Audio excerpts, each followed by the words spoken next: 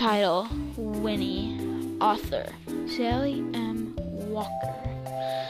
Retold by Zachary. When Harry, a soldier, saw a bear at a train, he stopped and bought the bear.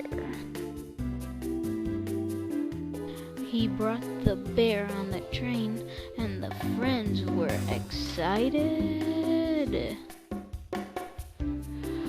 Harry cared for horses. Winnie's favorite game was hide-and-seek biscuits. Sometimes Harry let other soldiers cubs at Winnie. One morning, Winnie climbed the tent pole, so he let Winnie climb small trees.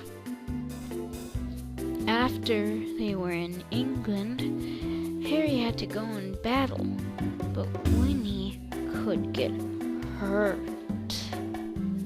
Will Winnie be okay? Read Winnie, the true story of the bear who inspired Winnie the Pooh.